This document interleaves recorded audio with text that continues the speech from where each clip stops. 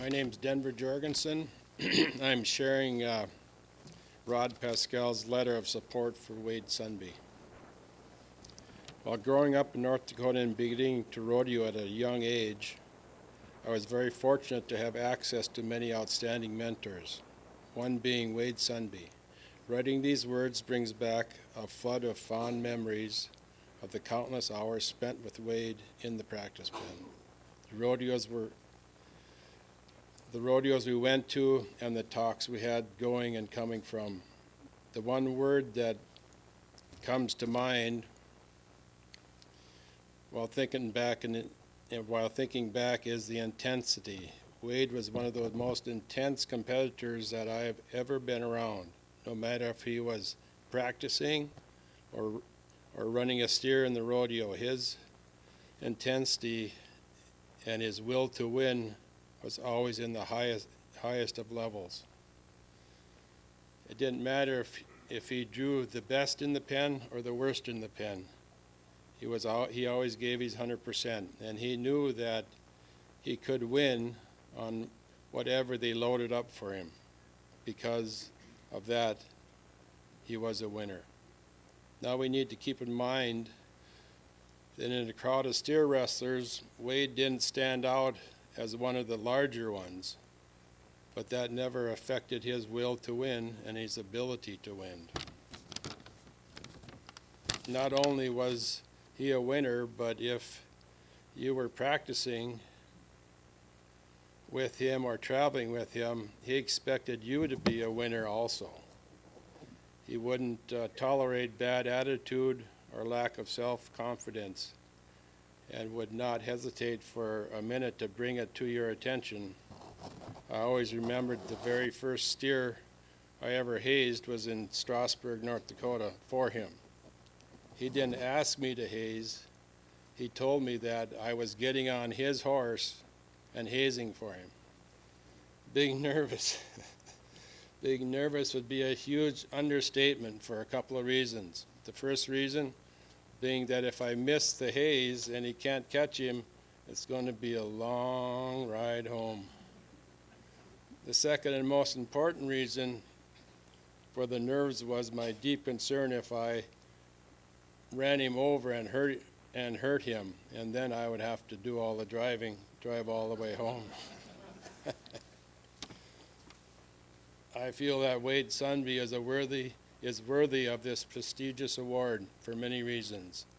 His lifetime accomplishments in and out of the arena speak volumes, as did his willingness to help any new up-and-comers find the same passion that he has and is still is true for the ambassador for his sport. Thank you. Good afternoon. I'm Sadie Sundby Storbakken. I'm Wade's oldest daughter. And I'm Lacey Dixon Sundby Dixon, Wade's middle daughter. And I just have to comment on that word intensity. Growing up with my dad, Wade, it was an intense time, which at that point I didn't appreciate, but as an adult now looking back, I can really appreciate the intensity he instilled in us. And so right now we're going to read the biography that our mom wrote in honor of our dad. We were going to wing it, but not happening. So, okay. In 1956, our dad, Wade Sundby, was born. From the minute he came into this world, he was meant to be a cowboy. His parents, Orvin and Ginger Sundby, had always been involved with horses and rodeos, so that is not surprising. As far back as he can remember, he was riding horses and eventually calves, but even before that, like all little cowboys, he was riding straw bales while pretending to be riding bucking horses, spurring them all the while. He would also practice roping plastic steer heads for hours and hours. On weekends, his family would pile into the pickup, attach the horse trailer, and go to whatever rodeo was in the area.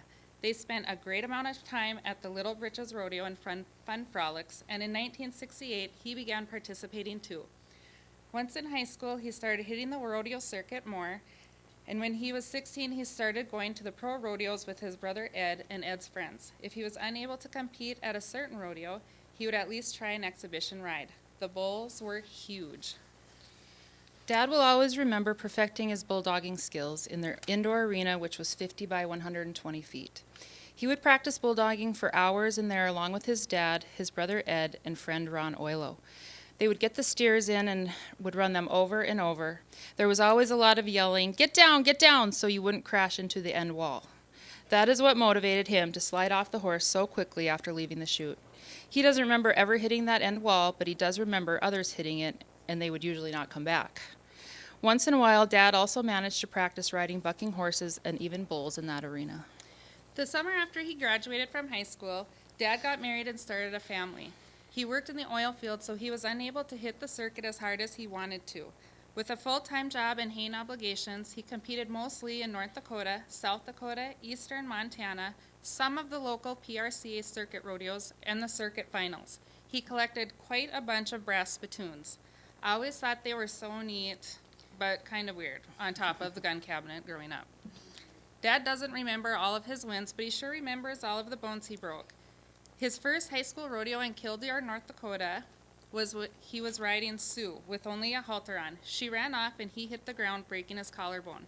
Then there was Mobridge, South Dakota, where the hazer and his horse ran him over, breaking 3 bones in his back. His 2 traveling buddies laughed all the way home, although it was not funny. What was funny was when he was bulldogging in a pouring rainstorm in Sidney, Montana, and forgot to bring a change of clothes. He had to ride the whole way home in his cowboy hat and underwear. From 1973 to 1976, our dad, Wade, was involved with the North Dakota High School Rodeos, North Dakota Rough Rider Rodeo Association, North Dakota Rodeo Association, Professional Rodeo Cowboys Association, and Badlands Circuit Rodeos. From 1976 through 1990, during the summer, he rodeoed in the North Dakota Rough Rider Association, North Dakota Rodeo Association, and PRCA and Badlands Rodeo circuits. I have fond memories of these road trips with my dad. This is where my love of country artists such as Waylon and Willie come from, and I'm probably one of the few grown women with Kenny Rogers in my playlist. Here are some of his accomplishments. North Dakota High School Finals bareback champion in 1974, 1975, and 1976. North Dakota High School all-around cowboy in 1974, 75, 73, 74, 75, and 76. All 4 years of high school, which was quite an accomplishment. North Dakota High School Final steer wrestling champion in 1974. He went to the National High School Rodeo Finals all 4 years of high school, 1973 in Ogden, Utah, 1974 in Tomah, Wisconsin, 1975 in Gallup, New Mexico, and 1976 in Sulphur, Louisiana, becoming the 1975 steer wrestling champion and the 1975 national all-around champion, while also placing in the bareback riding. Williston even implemented a Wade Sundby Day in his honor, where the community celebrated this huge accomplishment. After high school, Dad was the North Dakota Rough Rider Steer Wrestling Champion in 1986, the North Dakota Rodeo Association Steer Wrestling Champion in 1984, 1989, 1990, and 1991, as well as the Northern Plains Rodeo Association Steer Wrestling Champion in 1988 and 89. I would say your childhood dreams of growing up to be a cowboy definitely came to fruition, Dad. And it was so amazing when your granddaughters yesterday found your name on the high school wall of champions here in Medora, and then they found it again and again and again, a total of 10 times, more than any other name on there. In 1992, when Dad was 36 years old, he retired. He continues to live in Williston with his wife, Peggy, and their 3 children, Sadie, Lacey, and Luke, 8 grandchildren, and 1 great-grandchild. Dad had several supporters along the way. Grandpa Orvin and Grandma Ginger were the people who most encouraged him during this time in rodeo. His brother Ed, along with Ron Oilo, coached him and taught him all about steer wrestling, bull riding, and bareback riding. Others that influenced him and helped him in his rodeo endeavors included Jim Johnston, Dale Jorgensen, Dean Coping, Doug Hansen, Don Horeb, Jack Fettig, and Marvin Brookman. Many of these individuals are now deceased, but he knows he would not have achieved the success he did in rodeo without their help and guidance. Not only great mentors, but also great horses contributed to our dad's success.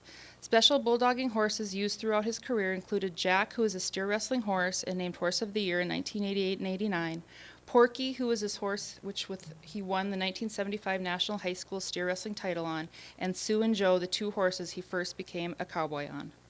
Rodeo has always been a big part of our dad's life, teaching him hard work and determination. traits he thankfully passed on to us, and also to enjoy the camaraderie of traveling with other cowboys. This is one reason why being nominated for this honor is so incredible and makes us so proud of not only our dad, but of all the Sundbys and all the other nominees here today. Thanks. Thank you.